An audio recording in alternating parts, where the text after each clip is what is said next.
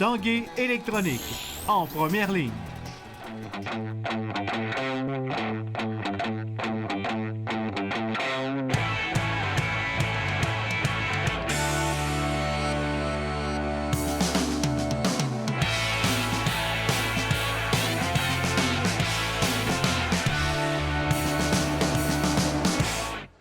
À tous, bon jeudi, bienvenue à l'Esprit sportif. On parle d'abord des Remparts de Québec qui accueillaient ce soir au Centre Vidéotron les Tigres de Victoriaville. Privé de gros morceaux, Matt Murphy qui a été échangé en défensive et en attaque le départ d'Impose et Timashov qui sont dans leurs pays respectifs en vue des camps préparatoires du championnat du monde. Voici les faits saillants. Ce sont les visiteurs qui s'inscrivent d'abord au pointage par l'entremise de Pascal Laberge. Ils se moquent de Nicolas Brouillard pour venir déjouer Callum Booth par la suite.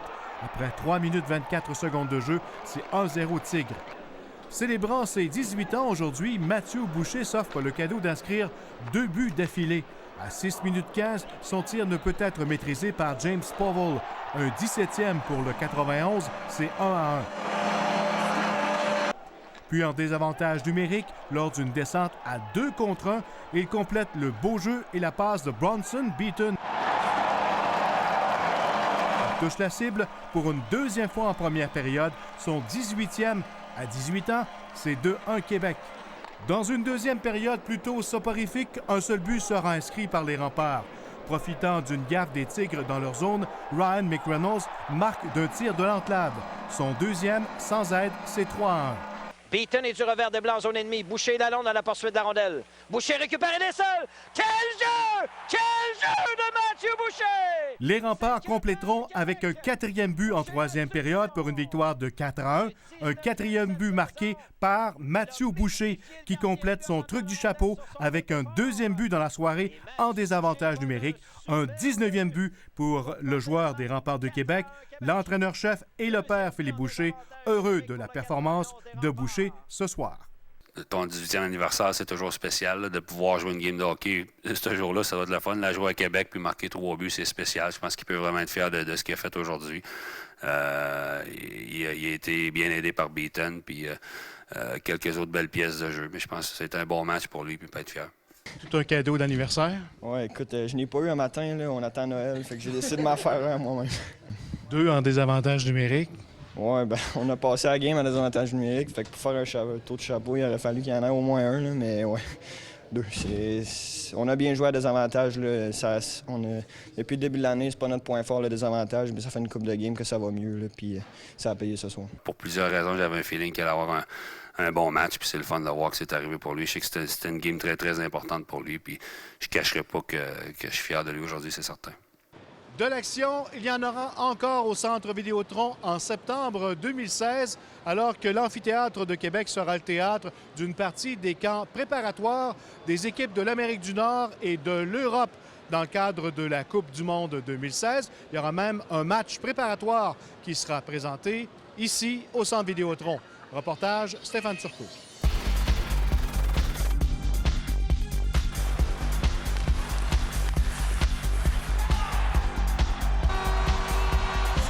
Sur les glaces du Centre Vidéotron et du Centre Bell, on pourra notamment voir s'entraîner les Connor McDavid, Jack Eichel, Johnny Gaudreau, Jonathan Drouin, Nathan McKinnon et Alex Galchenyuk. Cette équipe des meilleurs joueurs canadiens et américains de 23 ans et moins sera dirigée par Todd McLellan, actuel entraîneur des Oilers d'Edmonton. Quant à l'équipe Europe, elle sera composée de joueurs ne provenant pas des autres pays européens qui participent déjà à la Coupe du monde 2016. Le bel exemple est sans doute le Slovène Endre Kopitar qui sera la vedette de l'équipe Europe. En plus des camps d'entraînement pour les 2 équipes qui auront lieu autant à Québec qu'à Montréal, Équipe Amérique du Nord et Équipe Europe disputeront 2 matchs préparatoires, le premier le 8 septembre au Centre Vidéotron et le second le 11 septembre au Centre Bell. Au total, il y aura 12 parties préparatoires et elles seront toutes présentées à TVA Sport comme l'ensemble d'ailleurs des matchs de la Coupe du monde. Les 8 équipes participantes seront divisées en 2 groupes. Le groupe A sera composé du Canada, de la République tchèque, des États-Unis et de l'équipe Europe. On retrouvera dans le groupe B la Finlande, la Russie, la Suède et l'équipe nord-américaine. Les 2 premiers de chaque groupe, après la ronde préliminaire, s'affronteront en demi-finale et les gagnants se disputeront les grands honneurs de cette Coupe du monde 2016 à Toronto, comme en 2004 lors de la dernière Coupe du monde. La question maintenant est de savoir, si l'équipe Europe devait l'emporter, quel hymne national va-t-on entonner? Stéphane Turcot, TVA Sport, à Québec. L'Aréna de Loretteville, qui avait grand besoin de rénovation, sera complètement transformée en 2016. Et pour ce faire, la Ville l'a vendue à un groupe d'investisseurs dont fait partie l'ancien joueur de la LNH, Simon Gagné. Le groupe investira 8 millions de dollars pour le refaire à neuf. Le Colisée de Loretteville va abriter des installations modernes ainsi qu'une salle multifonctionnelle. Le chantier doit débuter dès la fin de la saison en avril et on souhaite que le bâtiment soit rénové pour le début de la saison suivante en septembre. Je suis content de redonner à ma ville. Je vais rester à Québec ici avec ma famille pour le restant de ma vie. Puis je suis content de pouvoir aider les jeunes dans la région de Québec, mais aussi les adultes de n'importe quel âge qui pratiquent ce sport-là.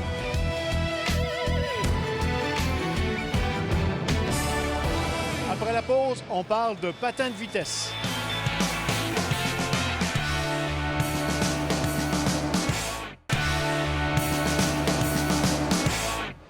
Parlons maintenant patinage de vitesse. Nos athlètes québécois en longue piste qui s'entraînent à l'anneau de glace Gaétan-Boucher ont entamé avec brio leur saison sur le circuit de la Coupe du monde. Laurent Dubreuil, Alexandre Saint-Jean et Alex Boisvert-Lacroix ont récolté 8 médailles en 4 Coupes du monde, au grand plaisir de l'entraîneur Grégor Jelinek. Allez, sourire, c'est bon, encore une fois.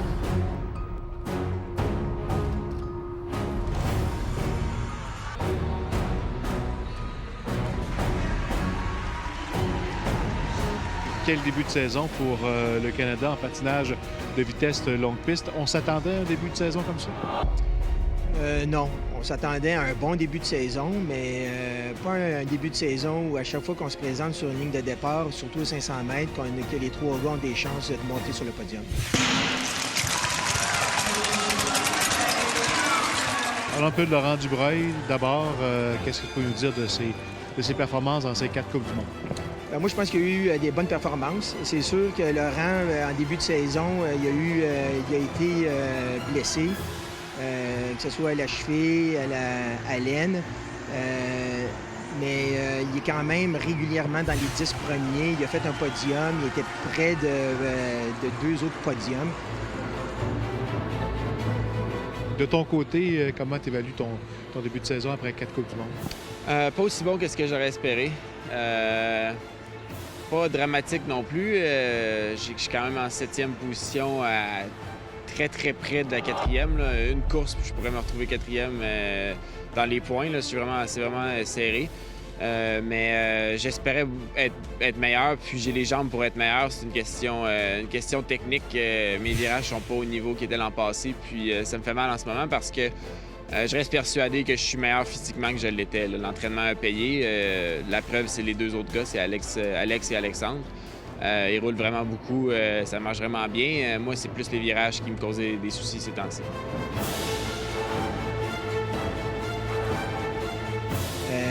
Je pense que le meilleur est à venir pour lui.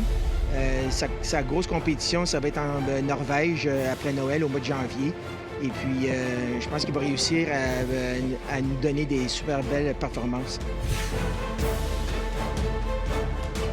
J'ai 4 courses dans le top 6, puis j'en ai une à chaque Coupe du monde. Là.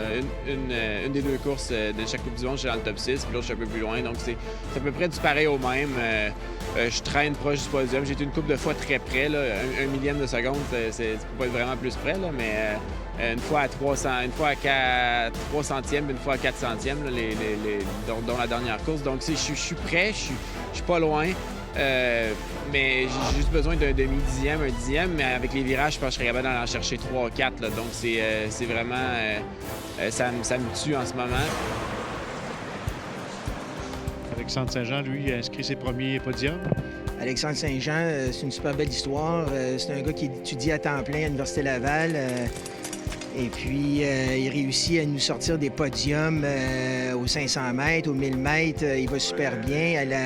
À l'équipe, à la Team Sprint, il est incroyable au niveau du deuxième tour. C'est un pilier de l'équipe. Oui, c'est vraiment une surprise, mais c'est un gars qui a une confiance en lui. Et puis, je pense qu'il est voué à un grand futur. Tes premiers podiums, 3 en tout cette saison. Comment tu as vécu ça, cette première partie de saison? J'étais vraiment content de mes résultats. Donc, j'ai fait 2 podiums en équipe sur la poursuite sprint, puis 1 podium en individuel. Les podiums par équipe, on pouvait s'y attendre un peu parce qu'on savait qu'on avait une équipe très forte, puis avec plusieurs bons patineurs. Donc, en équipe, ça va bien.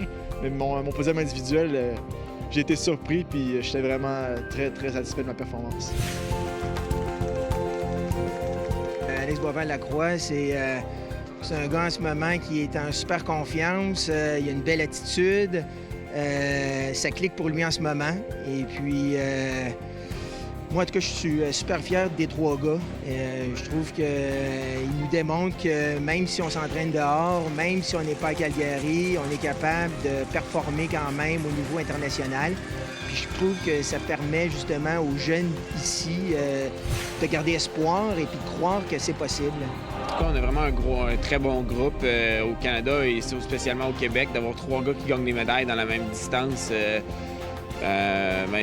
c'est du jamais vu, premièrement, là, à Québec, d'avoir ça. Puis, il n'y a pas beaucoup de monde qui gagne des médailles au niveau international. D'en avoir 3 dans le sprint ici qui s'entraînent ensemble à l'année, c'est motivant. Puis, je peux aller chercher du positif. Je peux aller chercher aussi des trucs, des aspects techniques avec les gars, comme ils peuvent aller en chercher avec moi. Puis, on s'aide. Puis, je pense que ça fait notre force à ce moment.